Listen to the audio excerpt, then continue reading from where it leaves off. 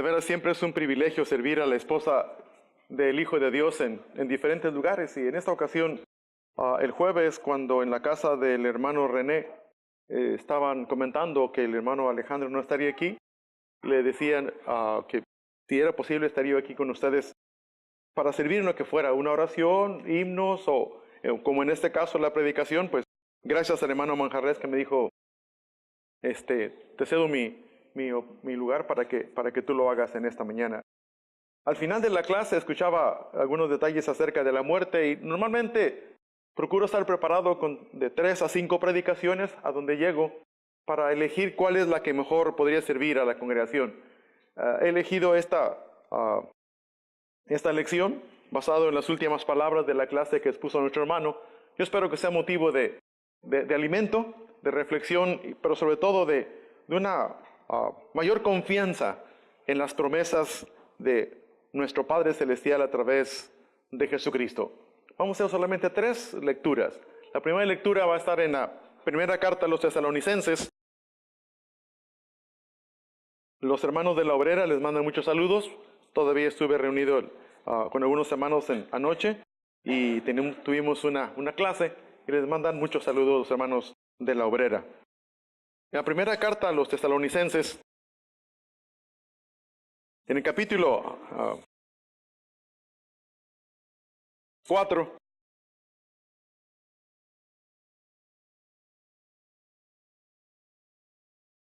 del versículo 13 al versículo 18,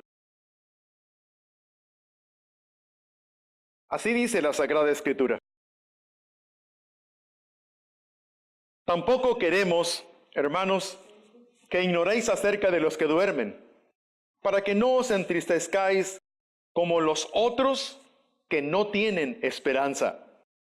Porque si creemos que Jesús murió y resucitó, así también traerá Dios con Jesús a los que durmieron en él. Por lo cual os decimos esto en palabra del Señor, que nosotros que vivimos, que habremos quedado hasta la venida del Señor, no precederemos a los que durmieron. Porque el Señor mismo con voz de mando, con voz de arcángel y con trompeta de Dios descenderá del cielo, y los muertos en Cristo resucitarán primero. De aquí tomamos el tema, el título de la meditación: los muertos en Cristo resucitarán primero.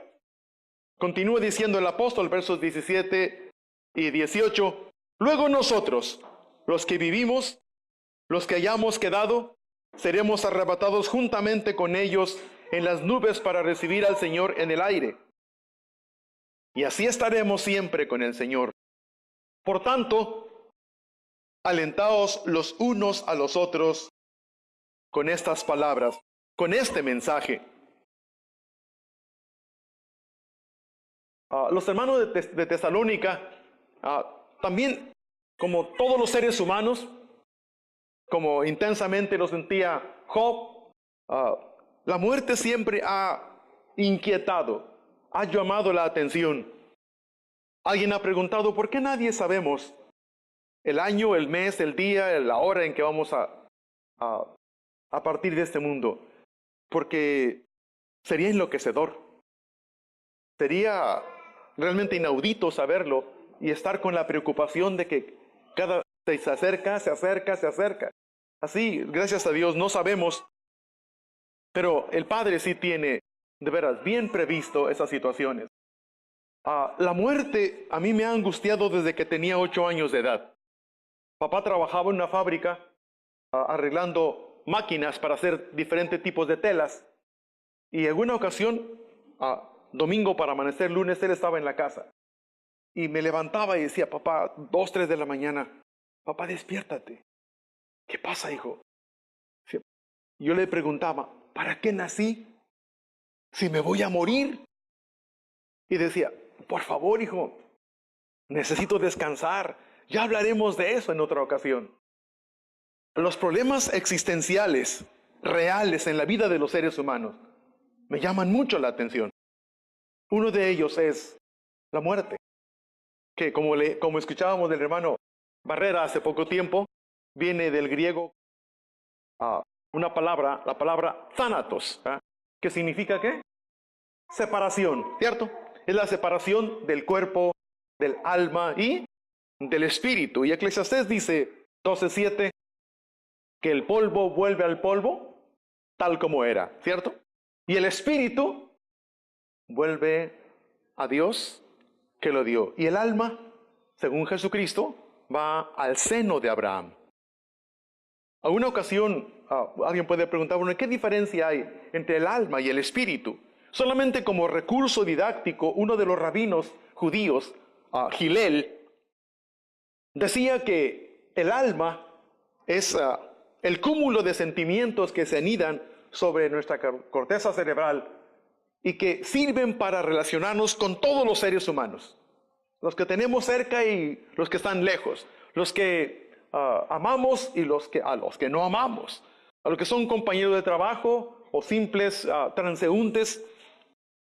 Todos los sentimientos que nos relacionan con todos los seres humanos son los que constituyen el alma. Mientras que el espíritu es aquella parte también que se asienta en la corteza cerebral, pero que nos insta a creer en Jesucristo, a amar a Dios, a ser dóciles al Espíritu Santo, pero sobre todo, hermanos, a amar a Dios, a relacionarnos con Él, a no tener una relación emocional o sentimental únicamente, sino entendiendo y reflexionando que de la relación que mantengamos con Dios va a depender nuestro bienestar, tanto aquí en la tierra como en la vida venidera. El Salmo 23 casi todos lo sabemos de memoria, ¿no es cierto? Digo casi, no todos, ¿ah? Algunos se sonríen así como diciendo, no exactamente. Le he preguntado a dos personas hebreas. Tenemos una hermana en Puebla que se llama Dalí. Y conozco un hermano que trabaja en la NASA también. Es judío y he tenido oportunidad de hablar algunas ocasiones para que me explique algunas cosas desde el hebreo. Y creo que ahora tenemos otro hermano, el hermano Barrera. También le preguntaré teniendo oportunidad acerca de esto. Dice que el Salmo 23 tenemos una traducción no exactamente al sentir que sería el Salmo 23 en hebreo. Dice que aunque ande en sombra de valle, aunque ande en sombra, ¿de qué? O en valle de muerte no temeré mal alguno. Dice, parece que el original es, cuando llegue el momento de caminar por el valle de la sombra y de la muerte, no temeré mal alguno, porque tú estarás conmigo. Los que tenemos cierta edad, alguna vez escuchamos a un cantante, poeta, que se vestía con unas batas muy largas, él bastante espeso de cuerpo. Allá alguien movió la cabeza. ¿Cómo se llamaba, te acuerdas? Sí, él canta una canción. ¿Perdón? ¿Era mexicano? Es extranjero, sí, no es mexicano. ¿Perdón? ¿No apellidaba Brown? Algo. Sí, y escribe un poema que canta y dice que cuando llegue el momento de la muerte, querré que estés ahí. Sé que tanto amor, tu amor, me ayudará a descender al más allá. Como filigrana poética, vale, pero como realidad existencial no nos sirve para nada. Porque ningún ser humano puede ayudarnos a atravesar ese momento específico por el que todos hemos de pasar. Hebreos así lo dice, ¿cierto? Dios ha establecido que el hombre ¿qué? Muera. Y después de esto, el juicio. No hay forma. El Eclesiastés dice que cuando llega el momento de la muerte, el hombre no tiene armas para defenderse de ella. Y el poeta español dice, la muerte penetra con paso igual en las grandes mansiones de los ricos que en las humildes cabañas de los pobres. El sentir universal es de preocupación mínimo, pero en muchos casos es de angustia. Hay quien hay a quienes por millones les angustia el momento de morir. Pero una cosa te puedo decir, después de que he predicado desde los 18 años hasta esa edad, ahora tengo 65, hay una gran diferencia. He visto a muchas personas agonizar y morir. Y hay una gran diferencia entre quienes creen y confían de todo corazón en Jesucristo y quienes mueren sin Dios, sin fe y sin esperanza. Un mar de diferencia. El hermano, un hermano que trabajaba en el FBI, en el FBI en Estados Unidos, me encontraba en Dallas, Fort Worth, por motivo del trabajo en una parte de nuestro país, y cuando llegaban a consolarlo, él ya estaba a punto de morir. Y cuando llegaban a consolarlo, llegaban con caras tristes porque él estaba enfermo y a punto de morir. Le decía, no, por favor, no vengas con tu cara triste. No traigas una actitud pesimista. Ya me voy con el Señor. Estoy cerca de irme, ¿qué? Con el Señor. Y el apóstol Pablo, en la carta a los Filipenses, ¿no dice exactamente lo mismo en el verso 22? Porque para mí el vivir, ¿qué es? Cristo. ¿Y el morir, qué es? Ganancia, ¿cierto? Claro, hace un análisis de que el partir para estar con Cristo es mucho mejor, pero el quedarse era para poder seguir sirviendo a las iglesias de Cristo, estableciendo más congregaciones, decía, y entonces estoy, ¿qué? En una situación complicada, difíciles. No sé qué elegir, pero ir con Cristo es muchísimo, muchísimo mejor. Y por eso el apóstol Pablo escribe con tanta precisión aquí, diciendo, tampoco queremos, hermanos, que ignoréis acerca de los que duermen, para que no os entristezcáis como los otros que no tienen, ¿qué? Esperanza. ¿Cuál es nuestra esperanza? ¿Cuál es tu esperanza, hermana? Esperanza que conforme al conocimiento de las Escrituras se traduce por certeza. ¿Cuál es? Que si vivimos para la segunda... ¿Sí, hermana? La vida eterna. La vida eterna. ¿Sí? Es una respuesta precisa, hermanos. Si vivimos, dice el texto, ¿seremos qué? Transformados. ¿Así es? Y si morimos, ¿seremos qué? Resucitados. ¿No crees? Así es el texto. La pregunta es, ¿lo crees de todo corazón? ¿Tienes alguna reserva? ¿Tienes alguna duda?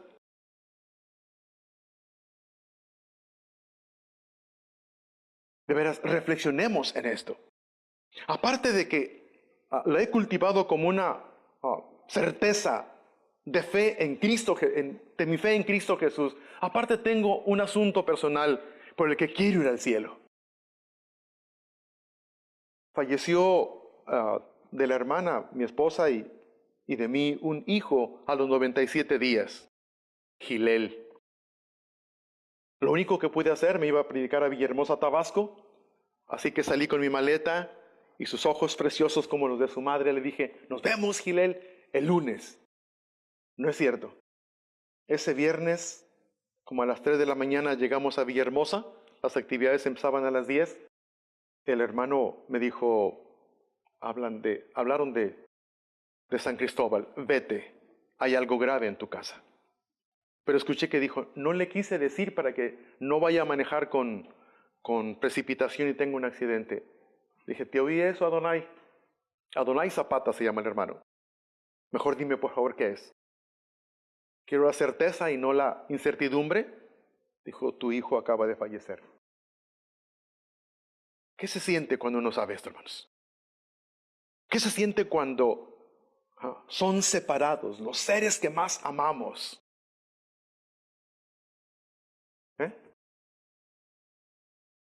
Se dice que somos guiados por la razón cuando estamos tomando decisiones y estamos activados en sociedad, ¿no?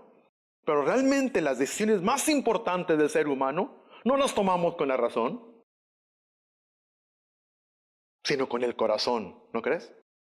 ¿Cuántos papás se desviven y argumentan a sus hijas, este muchacho no te conviene, mira, es borracho, parrandero, jugador y esquinero? ¿Y qué dice la muchacha?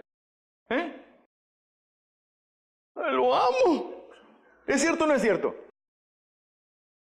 Y el muchacho dice a la mamá, hijo, esa muchacha, lo único que le sale sabroso es la mayonesa, la mermelada de fresa, la Coca-Cola y el pan Bimbo. De ahí en fuera, hasta el agua se le quema. Pero la amo, mamá. ¿O no es cierto? Las decisiones más comprometidas, más profundas, no las tomamos con la razón, ¿o sí? Sino con el corazón. Porque hay razones en el corazón que la mente que no entiende. ¿Es cierto? Por eso te animo a que consideremos este tema con un poquito de más extensión, ¿de acuerdo? El versículo 16 dice, porque el Señor mismo con voz de mando, con voz de arcángel y con trompeta de Dios, descenderá del cielo, y los muertos en Cristo, ¿qué? Resucitarán primero. Una combinación de Tesalonicenses con Apocalipsis nos permite ver que cuando los cielos se enrollen como una alfombra o como un pergamino que se enrolla, aparecerá nuestro Señor y Salvador en el firmamento. ¿Qué te parece? Yo anhelo ese momento. Decía el hermano, nuestro hermano Manjarres, también haciendo referencia a esto, ¿no? Hablando de la comunión. Pero es cierto. Ese es el momento más glorioso esperado por cada cristiana y por cada cristiano. Estemos en 2 metros bajo tierra o estemos activos en la congregación. ¿No crees? Nuestro encuentro con quien nos ama, no con amor humano, sino con amor divino, con amor perfecto, con amor santo. Tan grande es su amor por ti. No digo por nosotros, no porque no vea que habemos un plural, sino porque cuando se generaliza se descentra y pierde mucho efecto. Por eso te digo, murió por ti, hermana. Murió por ti, estimado hermano. Murió por amor, no por resignación, no porque no quisiera morir. Él dijo, tengo poder para poner mi vida y tengo poder para volverla a tomar. Este mandamiento recibí de mi Padre. Él mismo había dicho en sus enseñanzas, no hay mayor amor que este, que uno ponga su vida, ¿qué? ¿Cierto? Hagamos un examen, ¿qué te parece? A ver cuánto sacamos en el examen. ¿Qué dice Juan 3:16?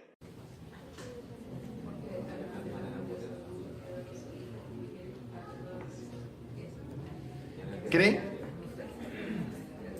Bueno, ya tienen 5 de calificación. Vamos por los otros 5. ¿De acuerdo? ¿Qué dice 1 de Juan, capítulo 3, verso 16? Mismo autor, mismo capítulo, mismo versículo, diferente. ¿Qué dice? No lo copien de la computadora, o del celular. ¿Qué dice? Se me hace que se van a quedar con 5. ¿Y eres la congregación como 316 o 317?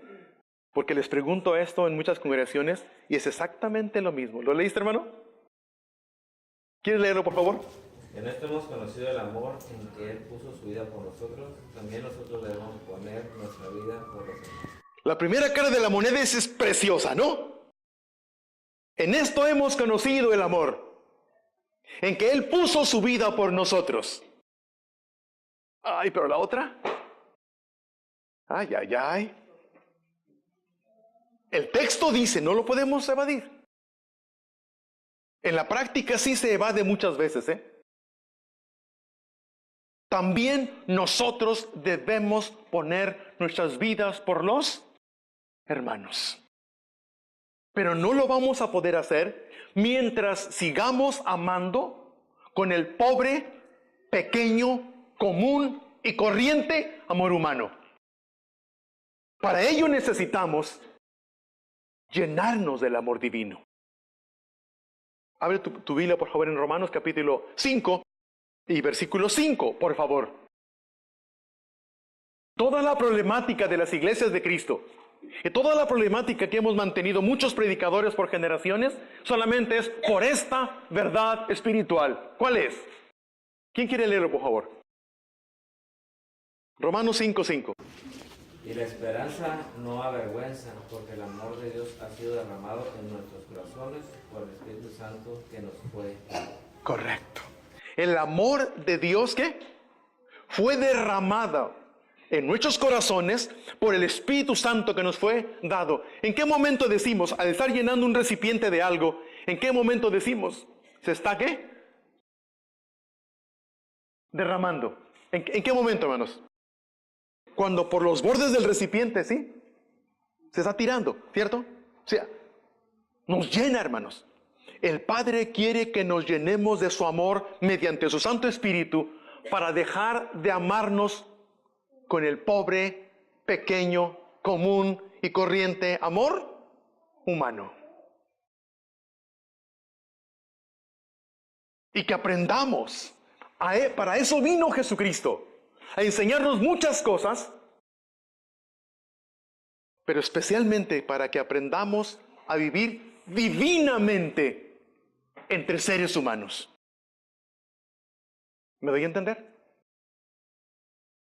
Te llevo al siguiente parte de la Escritura. Abre tu Biblia, por favor, en primera carta a los Corintios, capítulo 15, versículos 51 al 58.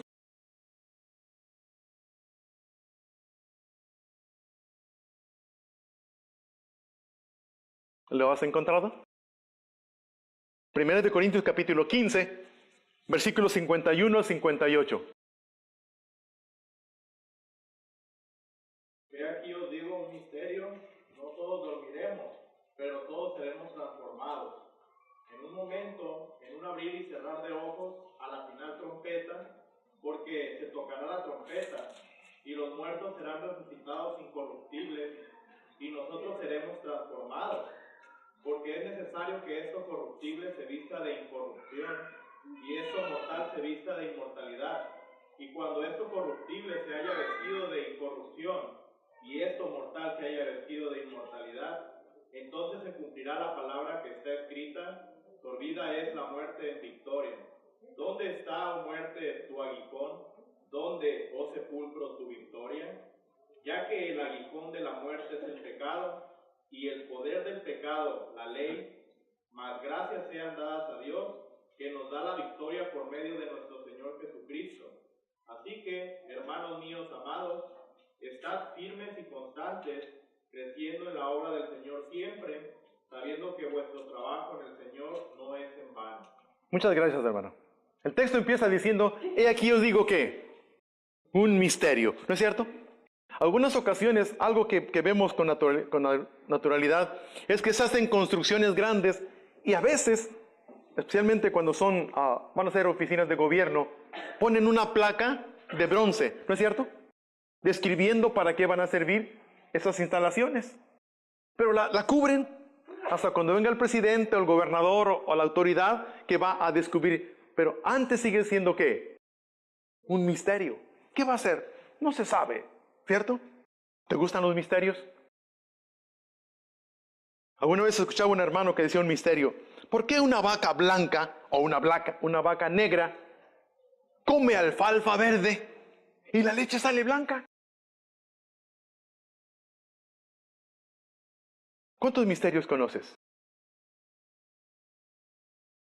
¿O cuántos desconocemos? ¿Cierto? He aquí os digo un misterio, dice el apóstol. No todos dormiremos, pero todos seremos ¿qué? Transformados. Y la transformación que describe el apóstol Pablo no es solamente después de la muerte, hermanos. La transformación mayormente la hemos de activar aquí, con el conocimiento de las Sagradas Escrituras, llenándonos del Espíritu Santo, conservando el Espíritu Santo y llenándonos de la palabra. Dice el texto en forma directa, en un momento. ¿Sí? La segunda venida de Jesucristo no va a llevar, nos va a llenar de angustia por media hora, una hora no, hermanos. Dice claramente, en un momento, en un abrir y cerrar de ojos, a la final trompeta, las trompetas de las cuales habla el Apocalipsis, ¿cierto? A la final trompeta, porque se tocará la trompeta y los muertos serán resucitados incorruptibles y nosotros seremos transformados. Dos momentos bien diferenciados. Los muertos resucitados con un cuerpo, vamos a ir un poquito más atrás de Corintios, en el mismo capítulo. ¿Qué cuerpo? Ahorita vamos a leerlo.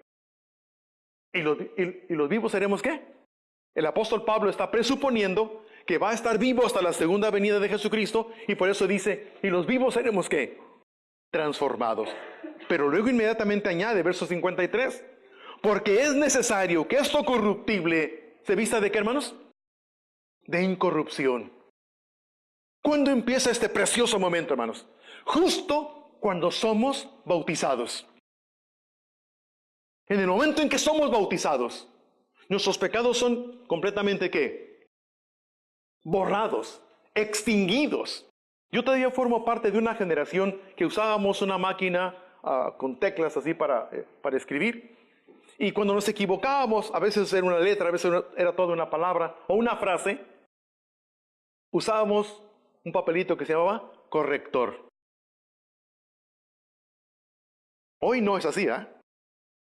En las computadoras, si hay una falta de ortografía, luego te la pone en rojo. ¿Así es? En aquel entonces no. Solamente cubríamos de blanco lo que estaba equivocado. La sangre de Cristo es lo que hacía la sangre de los animales bajo la época judaica o mosaica. Solamente cubría los pecados. La sangre de Jesucristo no cubre nuestros pecados. La sangre de Jesucristo, ¿qué hace? Los borra, los desintegra. Dice Hebreos, y de tus pecados no me acordaré más. ¿Qué voy a hacer? Los voy a mandar ¿a dónde? Hasta el fondo del mar. Los enviaré hasta el fondo del mar.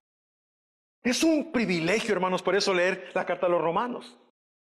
Particularmente, si tú quieres en tu casa leer capítulo 5 y capítulo 8, ¿cómo empieza diciendo? Justificados, pues, por la fe, ¿tenemos qué? Paz para con Dios, por medio de nuestro Señor Jesucristo. Y 8.1 como dice, ahora pues, ¿sí? Ninguna condenación hay para los que están en Cristo Jesús. Los que no andan conforme a la carne, sino conforme al Espíritu. Ser cristiano es un privilegio, hermanos. Ser cristiana es un honor.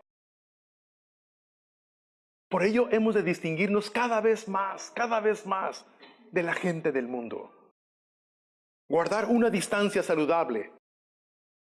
No podemos separarnos completamente porque hemos de influir en ellos con nuestras vidas, con la palabra, con el Evangelio, con la muerte de Jesucristo. Pero no contaminarnos, dice Romanos capítulo 12, no se acomoden a la forma de ser que de este mundo, ¿cierto? Sino transformaos por medio de la renovación de vuestro entendimiento y vayan comprobando qué es lo bueno, lo agradable y lo perfecto.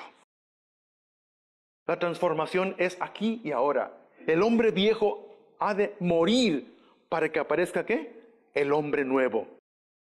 Si el momento que empieza el hombre nuevo es con el bautismo, los dones del Espíritu, amor, gozo, paz, paciencia, benignidad, bondad, fe, mansedumbre y templanza, son los materiales que hemos de arrimar para que se vaya formando el nuevo hombre, para que sea de acuerdo a la imagen del que lo creó, Jesucristo el Señor. Es necesario, dice el verso 53, que esto corruptible se vista de incorrupción. ¿Y esto mortal se vista de qué? De inmortalidad. Y cuando esto corruptible se haya vestido de incorrupción y esto mortal se haya vestido de inmortalidad, entonces se cumplirá la palabra que está escrita: sorbida es la muerte, ¿qué? En victoria. Cristo comparte con nosotros una triple victoria. ¿Cuál? ¿O cuáles? La victoria sobre el pecado, la victoria sobre el diablo y la victoria, ¿qué? Sobre la muerte. Somos victoriosos al lado de Él, con Él, en Él. A eso estamos llamados. ¿Cuántas ocasiones, dadas algunas circunstancias de formación en la casa o en los barrios donde crecimos o en las colonias, creo que diría en pocos casos en las zonas residenciales, ¿no? Tenemos un concepto un tanto limitado de nosotros, ¿o no es cierto? A veces tenemos una autoestima no muy alta.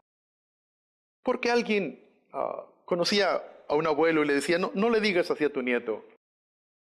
El nieto tenía unos 4 años y el abuelo le encantaba. Vivía enfrente y todo el tiempo le decía: ven para acá, chamaco, eres un burro. Y luego el niño, obviamente indicado por su papá que debe ser respetuoso al abuelo, iba y le decía: soy un burro, abuelito. Sí, eres un burro. Ah, bueno.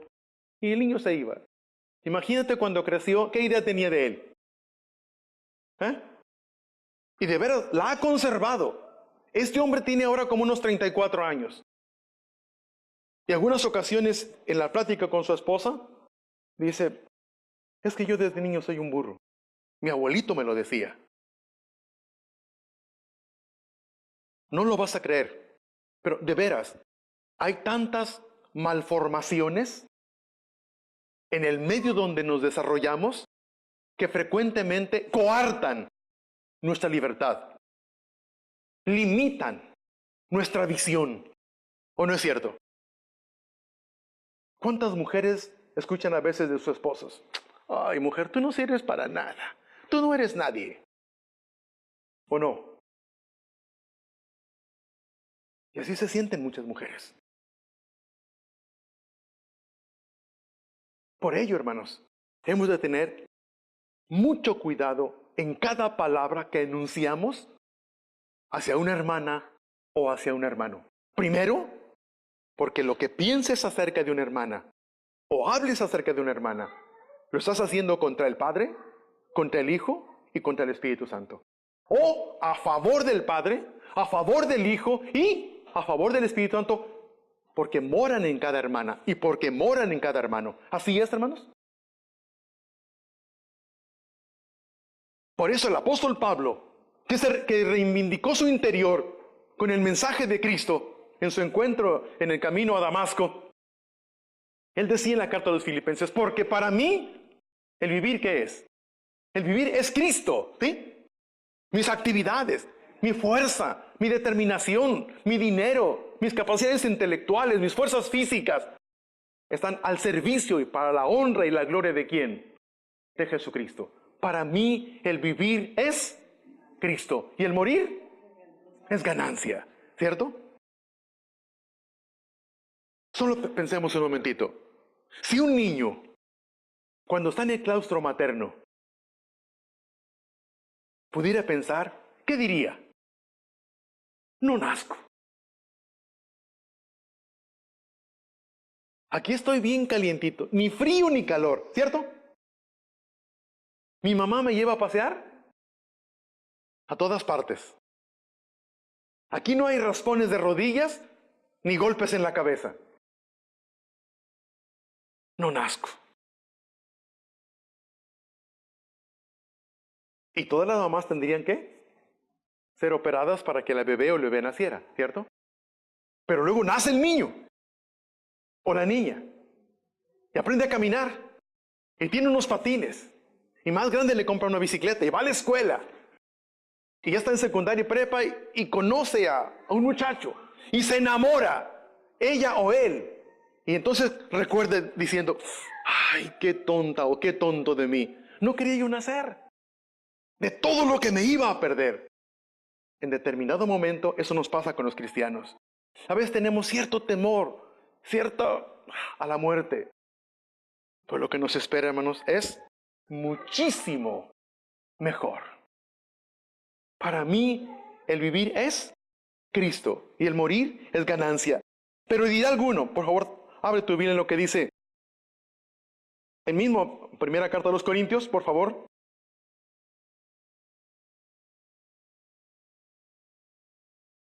Verso 35, pero dirá alguno, ¿cómo resucitarán los muertos? ¿Con qué cuerpo vendrán?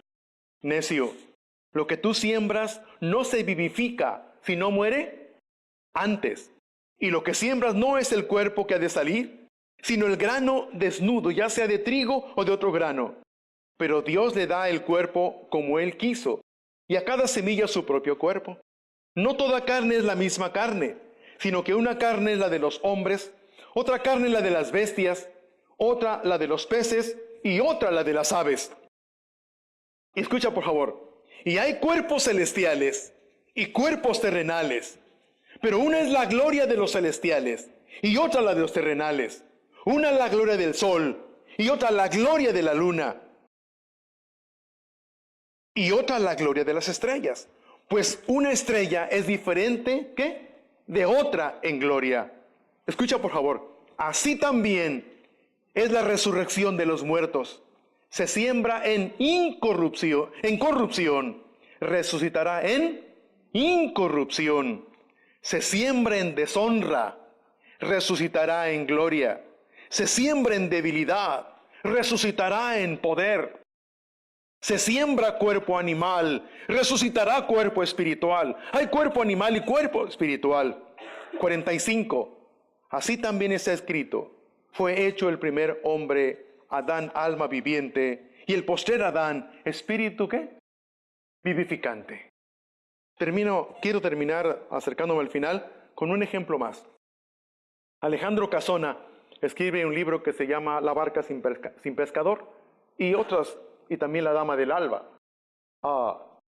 En La dama del alba, te sintetizo, está a punto de caer un aguacero, se acerca una mujer aparentemente joven, con el cabello largo, los ojos oscuros, y toca la puerta.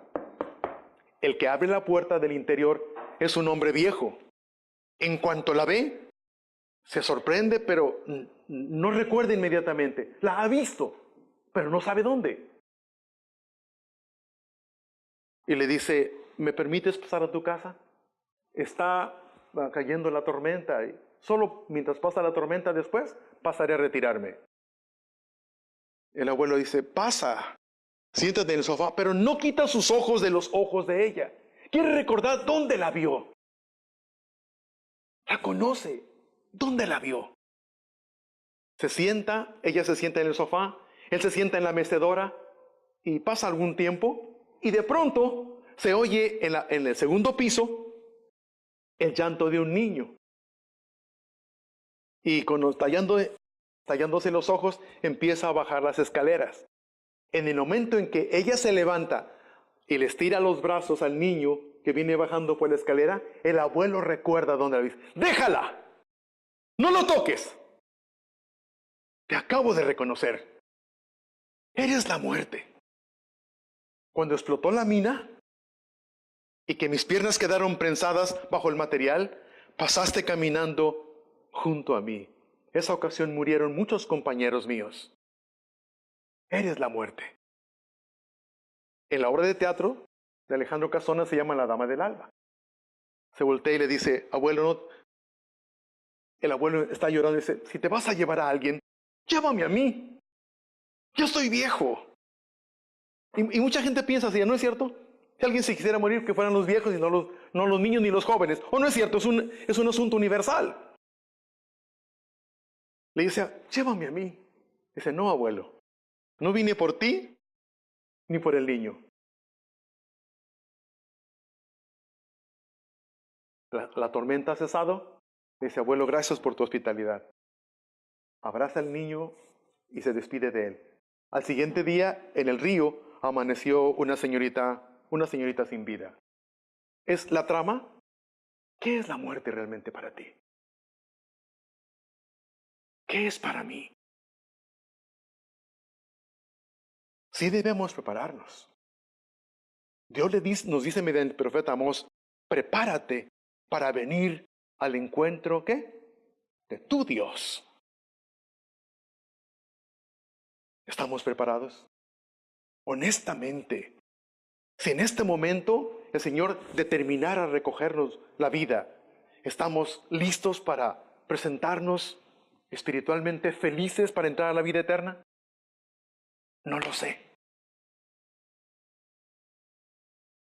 Yo quiero, dice Unamuno en su libro del sentimiento trágico de la vida, tal vez no lo merezca, tal vez no sea digno, pero por favor, yo quiero, yo necesito, yo anhelo la vida eterna. De veras, ¿estás viviendo, hermana? ¿Estás viviendo, hermano, el Evangelio de Cristo? La palabra del Padre enviada por su Hijo Jesucristo y que ha llegado a nosotros, ¿lo estamos viviendo como para alcanzar la vida eterna? ¿O es una idea general nada más? ¿O es un concepto que da vueltas en nuestra cabeza? La vida eterna, sí, pero falta mucho. ¿De veras anhelas la vida eterna?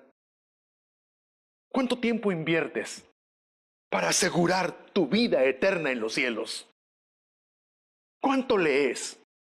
¿Cuánto oras? ¿Cuánto anhelas? Como el apóstol Pablo, diciendo,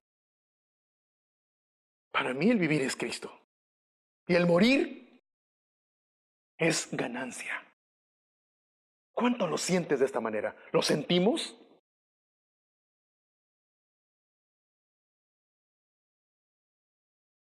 Del mar de Galilea sale el agua que corre a través del río Jordán. Pero cuando el agua que recorre el río Jordán, después de haber dado vida a ambos lados de la ribera, creo que los hermanos Manjarres han estado por ahí, cerca o tienen una idea, hay mucha fruta. Pero cuando esta agua viva cae en el mar muerto la asesina. Y esa agua no sirve más para nada. ¿Es cierto, hermano? Algunas ocasiones memorizamos ciertos versículos, pero si no dejamos que el poder de cada versículo permee nuestra mente y inflame nuestro corazón, no los vivimos. Y entonces los versículos se vuelven en nuestra cabeza conceptos vacíos, conceptos muertos. Por eso te animo de verdad, de todo corazón. Si te sabes algunos versículos, escríbelos en una hoja. Tráelos cerca de ti. ¿Tienes oportunidad? ¿Tienes un tiempo? Léelos. Para que no sean conceptos. Para que los versículos que tanto amas se conviertan en una fe viva y eficaz. Como dice la carta a los Hebreos. Para que esperemos con toda tranquilidad la segunda venida de nuestro Señor Jesucristo.